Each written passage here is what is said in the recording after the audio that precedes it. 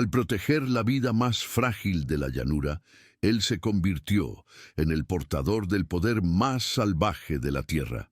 Si las historias sobre el poder de la resiliencia resuenan contigo, suscríbete al canal para que continuemos este viaje juntos. El aire seco y polvoriento de las sierras de Chihuahua arañaba la garganta de Itzae, pero no era el polvo lo que lo atormentaba, sino el miedo. Agazapado detrás de una formación rocosa, mantenía una mano firme sobre el lomo de la pequeña cría de bisonte, cuyo cuerpo temblaba incontrolablemente.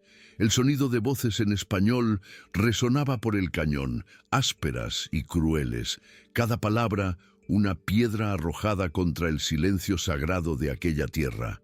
Itzae no necesitaba verlos para saber que estaban cerca.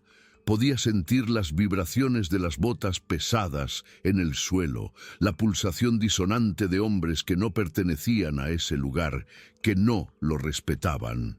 El joven apache cerró los ojos, respirando profundo, intentando calmar no solo al animal, sino también la tormenta que se formaba dentro de sí mismo, una furia antigua que no era enteramente suya. Cuando la sombra de un rifle se proyectó en la pared de piedra frente a él, el instinto tomó el control. Itzae no gritó, no tomó un arco.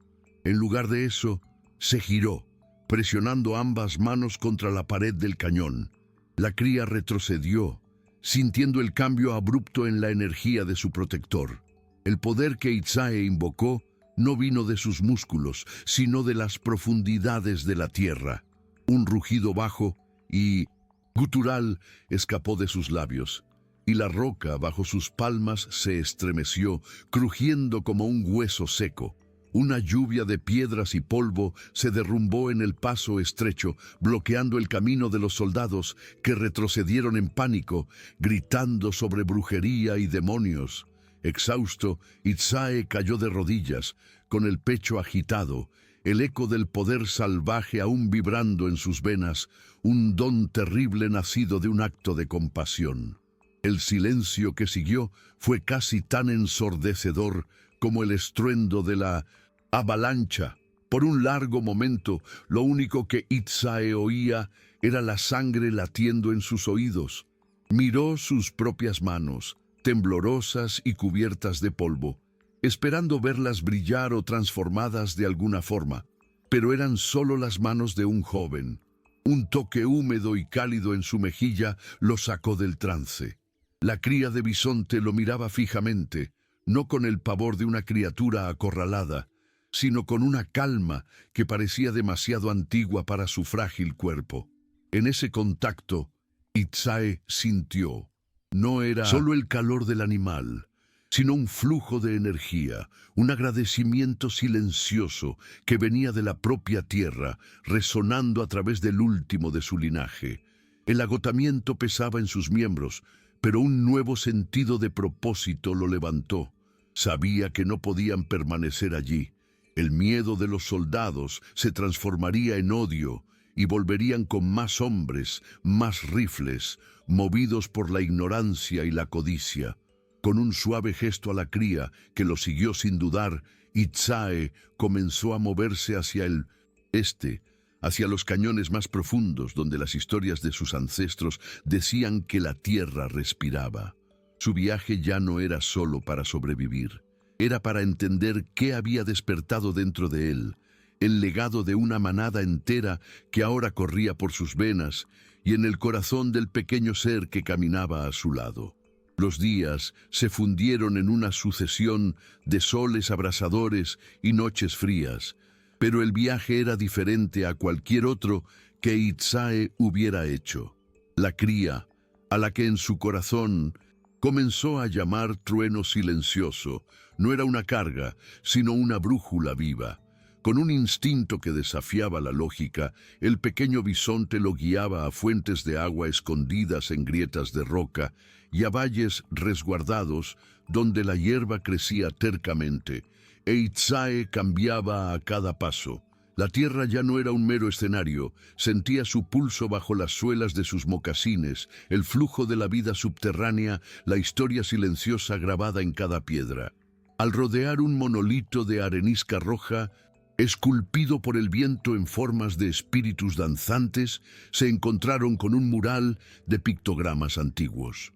Las pinturas, desvaídas por el tiempo, mostraban cazadores y manadas que se extendían hasta donde alcanzaba la vista. Al tocar la superficie áspera de la roca, un vértigo lo golpeó. El mundo desapareció, reemplazado por el sonido de 1000 cascos martillando la tierra, el olor a polvo y al pelaje lanoso de los grandes animales. Vio, no con los ojos, sino con el alma, la gran manada, el mar, vivo de pelo y cuernos que era la vida de su pueblo, y sintió el dolor colectivo de su aniquilación, una lanza de hielo en su pecho. Se tambaleó hacia atrás, jadeante, el polvo de la roca mezclándose con las lágrimas que no sabía que estaba derramando. El dolor no era suyo, era el luto aplastante de una nación de 4 patas, el trueno de 1.000.000 de corazones silenciados de una sola vez.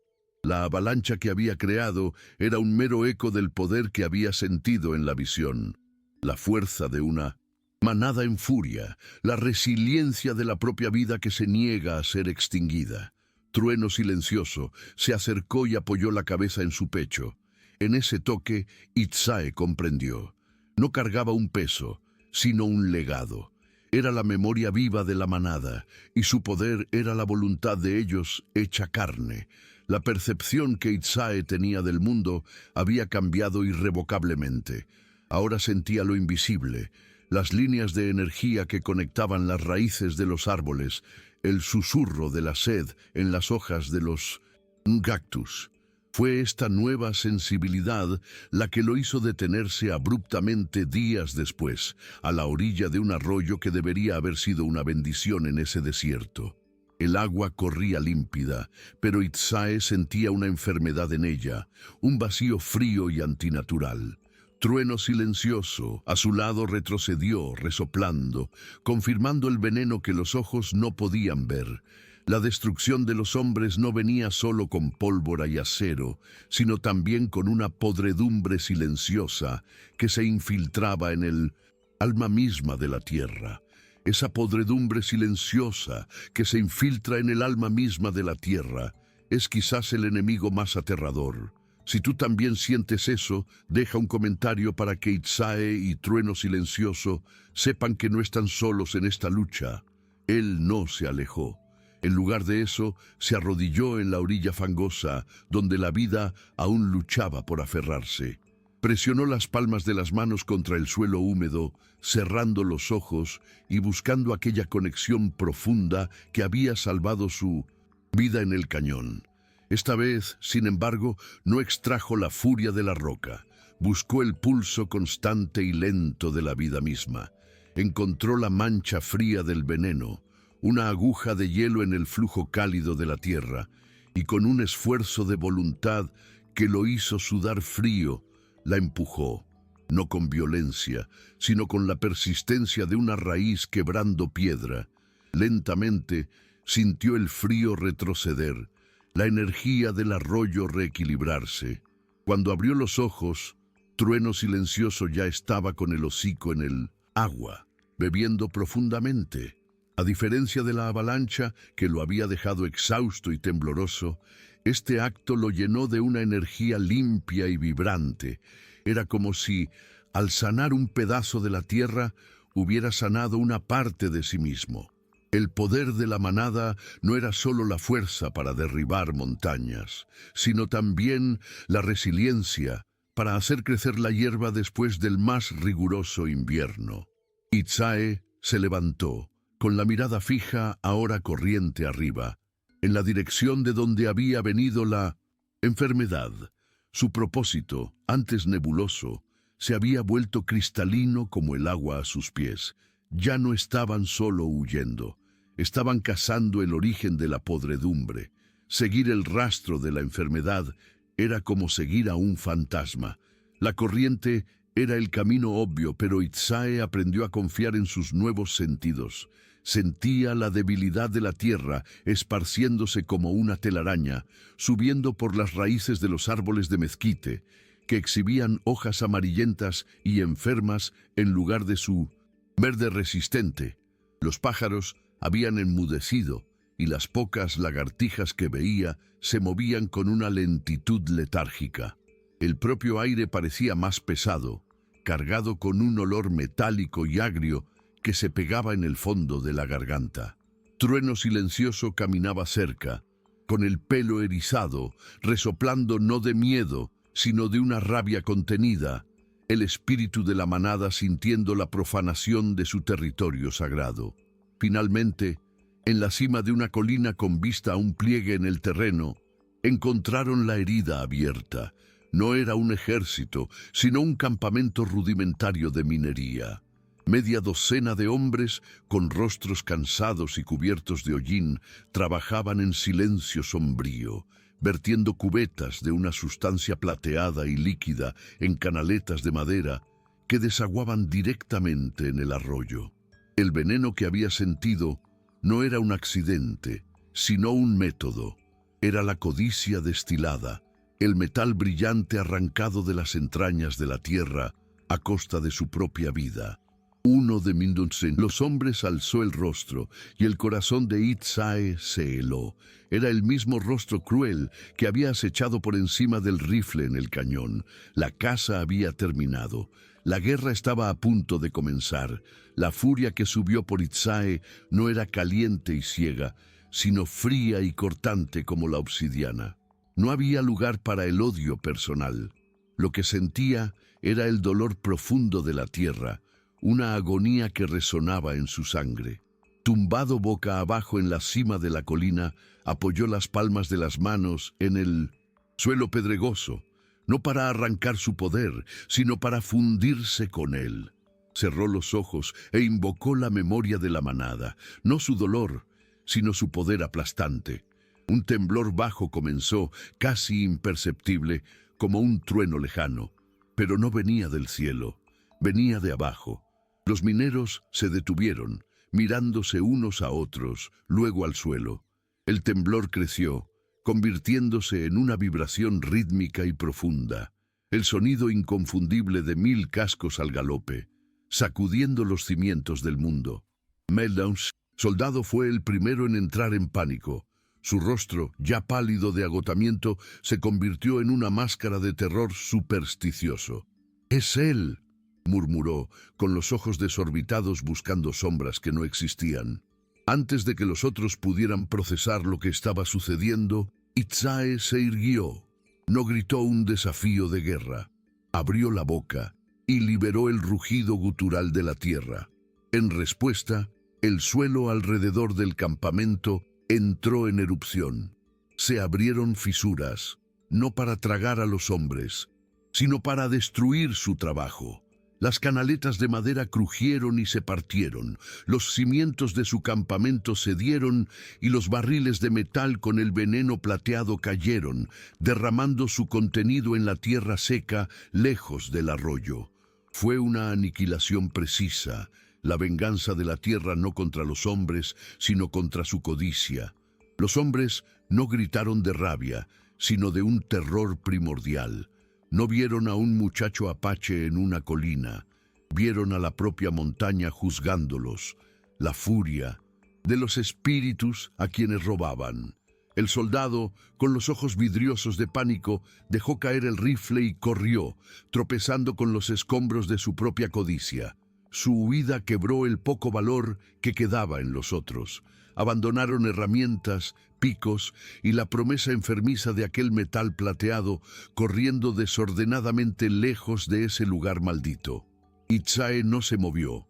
A su lado, Trueno silencioso irguió la cabeza, no como una cría asustada, sino como un príncipe inspeccionando su dominio, reconquistado, su aliento la única nube de polvo en un aire súbitamente limpio. Cuando el último sonido de su huida se desvaneció, un silencio profundo se instaló sobre el valle, el silencio de la tierra respirando con alivio. Itzae bajó la colina, caminando por entre el desorden. Su mirada, se fijó en los charcos de mercurio que manchaban el suelo como lágrimas tóxicas. Se arrodilló y, una vez más, presionó las palmas de las manos en la tierra. No invocó la fuerza que quiebra, sino la que abraza. Bajo su toque, el suelo se ablandó, abriendo fisuras oscuras que, como bocas hambrientas, succionaron el veneno hacia las profundidades, donde la presión y el tiempo lo volverían inerte.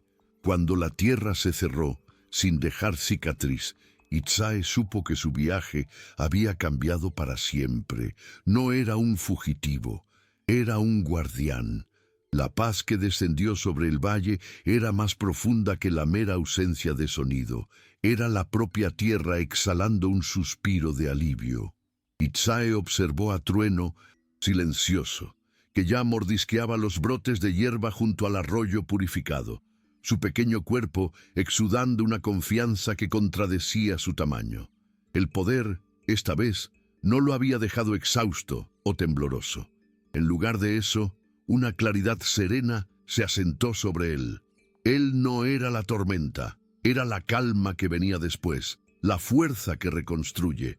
Los espíritus no le habían dado solo la furia de la manada, sino su resistencia, su capacidad de soportar el invierno más riguroso y saludar a la primavera.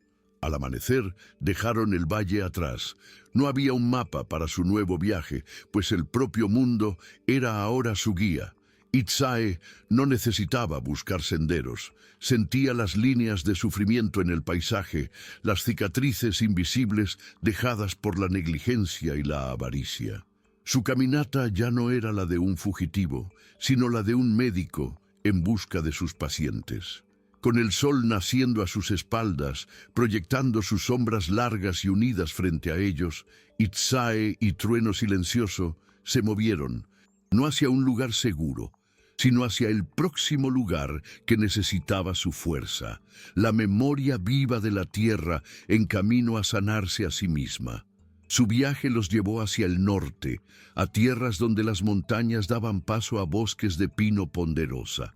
Fue aquí donde sintieron la próxima cicatriz, no como un veneno activo, sino como un grito silencioso. El olor a ceniza fría les llegó días antes de ver la devastación. Una vasta extensión de bosque reducida a carbón y silencio. Árboles negros y esqueléticos apuntaban a un cielo indiferente. No había pájaros, ni el zumbido de insectos, solo el sonido hueco del viento al pasar por un cementerio. Trueno Silencioso se detuvo en la frontera entre la vida y la muerte, su instinto alertándolo sobre la esterilidad del lugar. Pero Itzae entró, sus mocasines levantando pequeñas nubes de ceniza a cada paso. Era una herida diferente, una de ausencia, donde la vida no había sido envenenada, sino simplemente borrada. En el centro de la desolación, donde el calor del fuego había vitrificado el propio suelo, Itzae se arrodilló. Esta vez no buscó un enemigo para empujar o una impureza para enterrar. En lugar de eso, extendió la mano hacia la memoria de la tierra, hacia lo que había estado allí antes.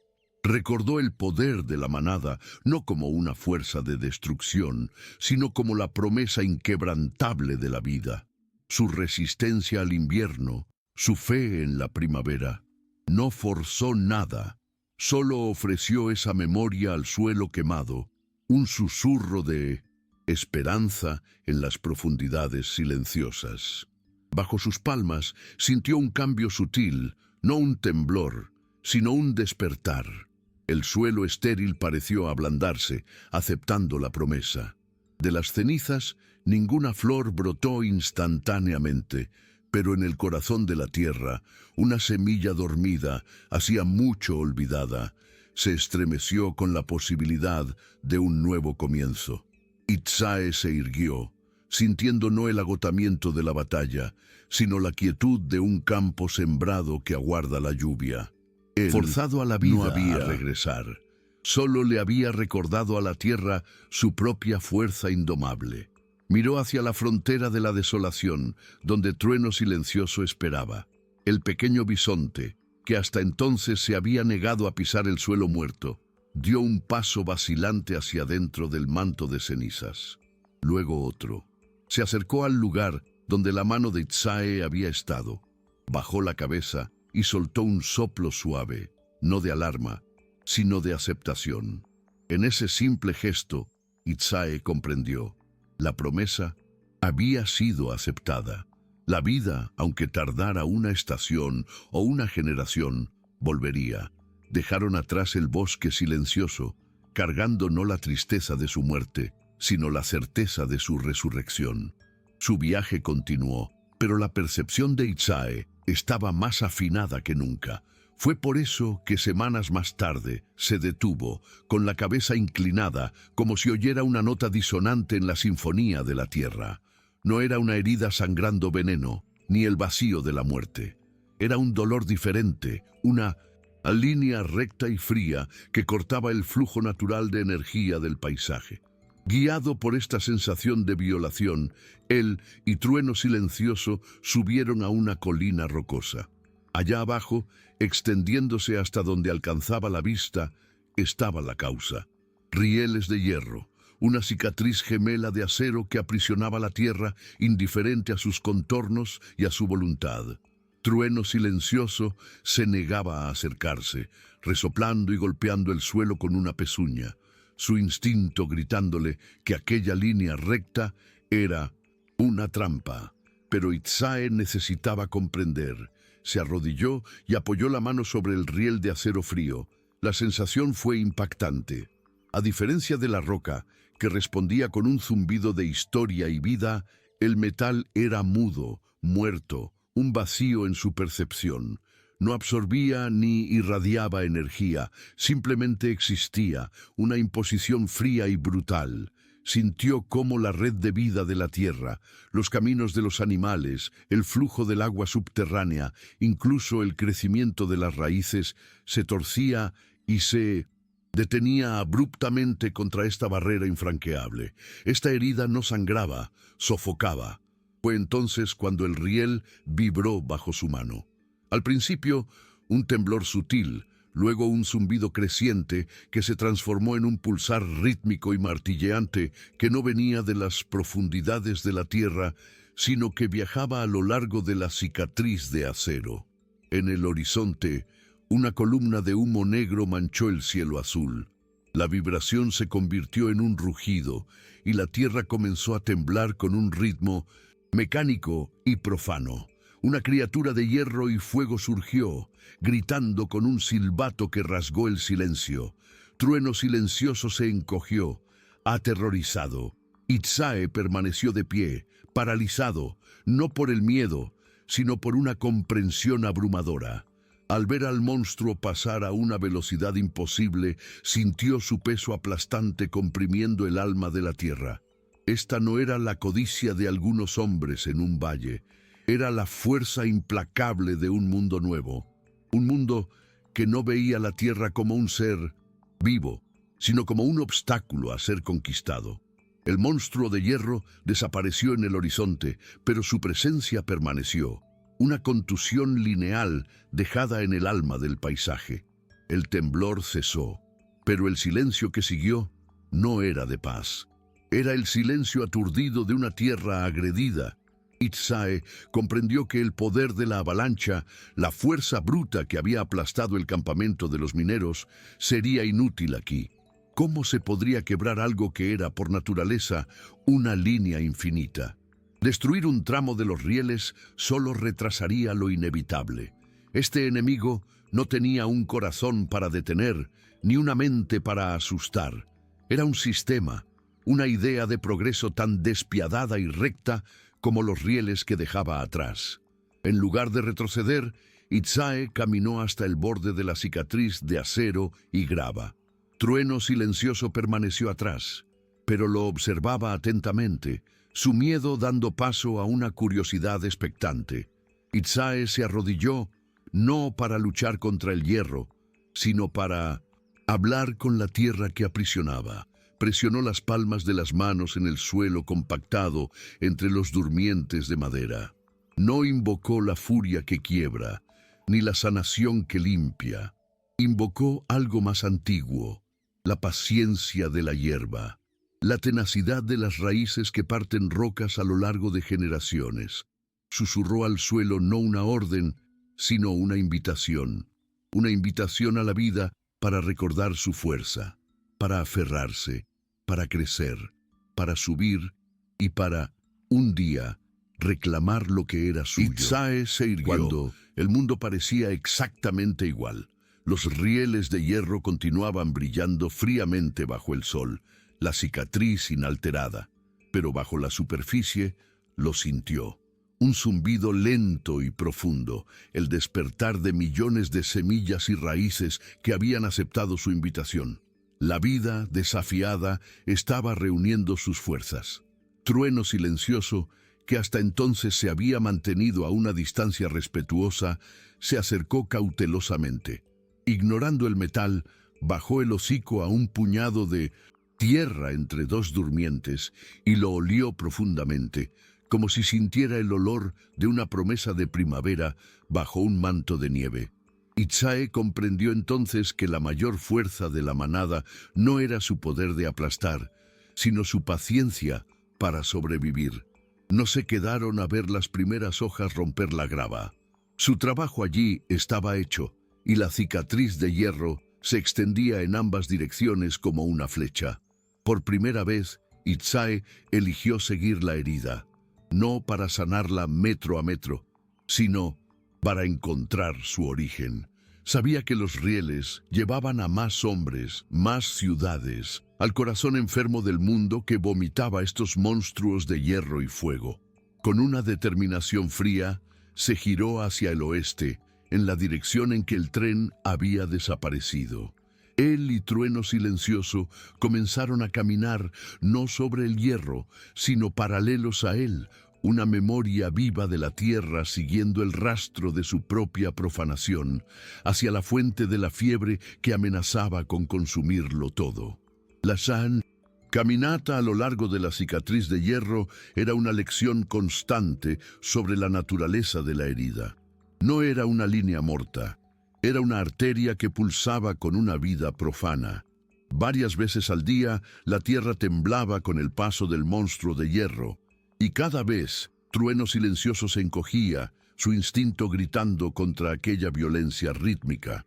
Itzae observaba cómo las manadas de venados se detenían confusas en el borde del terraplén, sus antiguas rutas de migración cortadas por una barrera que no podían comprender. Veía los arroyos, forzados a pasar por debajo de puentes de madera y piedra, fluir con una renuencia fangosa, su canción natural ahogada. El mundo estaba siendo enjaulado, y al lado de los rieles, postes de madera extendían cables de cobre que zumbaban con mensajes invisibles, una telaraña susurrante que hablaba una lengua que él no conocía, pero cuya intención sentía como un frío en la espalda.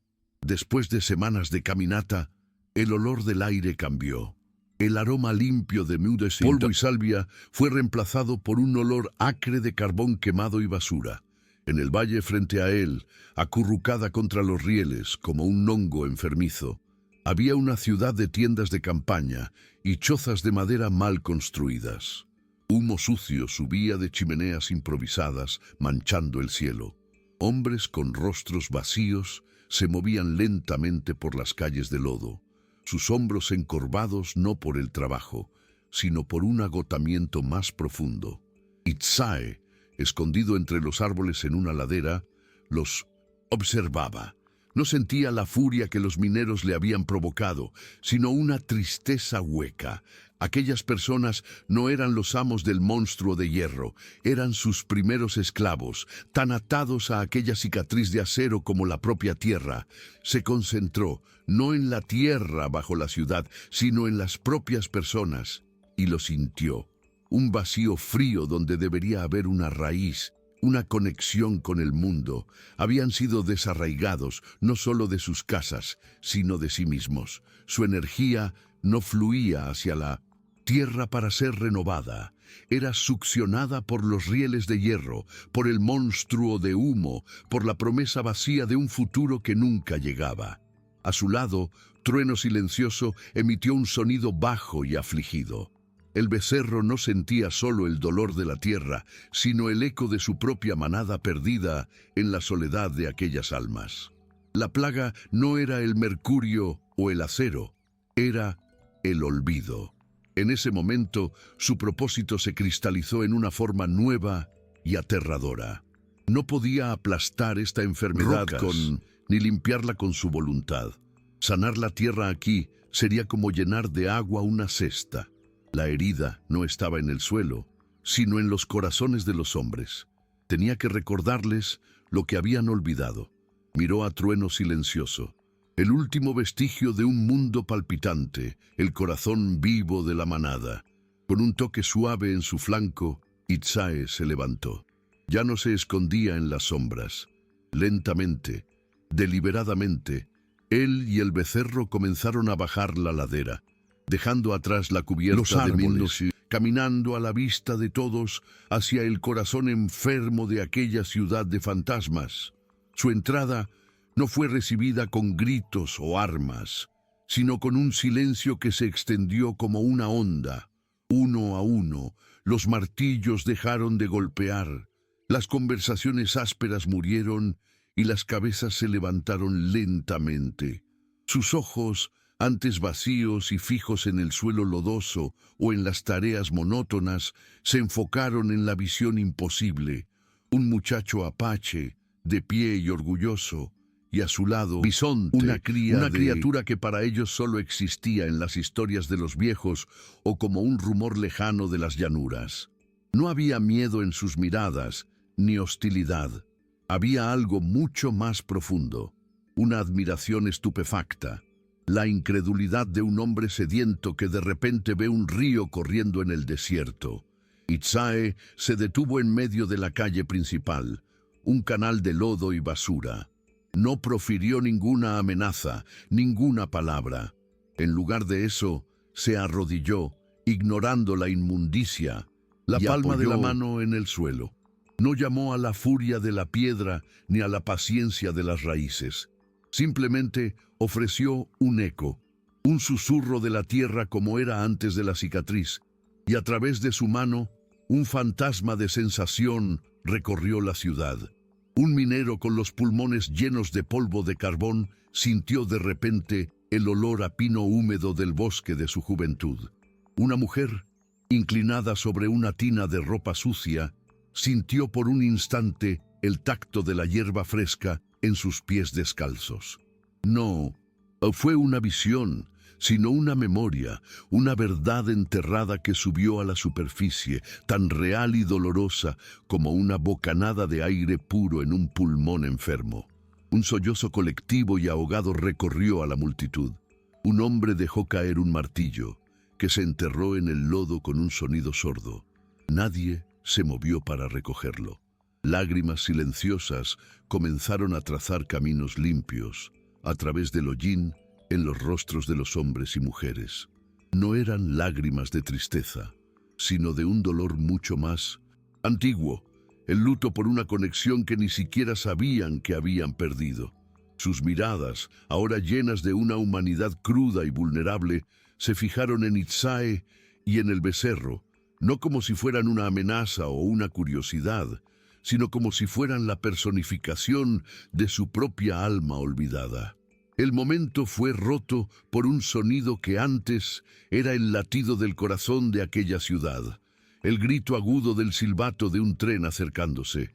La tierra comenzó a temblar con el ritmo familiar de la máquina, pero esta vez la reacción fue diferente. En lugar de la apatía condicionada, las personas se encogieron como si hubieran sido golpeadas. Sus rostros se giraron hacia los rieles que se acercaban, y por primera vez no vieron la promesa de trabajo o de huida. Vieron los barrotes de su jaula. Itzae no se movió, permaneció arrodillado, su trabajo hecho. No necesitaba luchar contra el monstruo de hierro. Acababa de armar a cada uno de sus esclavos con el arma más poderosa de todas, la memoria de los Sin, que significaba ser libre. El monstruo de hierro chirrió hasta detenerse, su aliento de vapor siseando sobre la multitud silenciosa. Un hombre con chaleco y bombín bajó del primer vagón, el rostro ya crispado de impaciencia.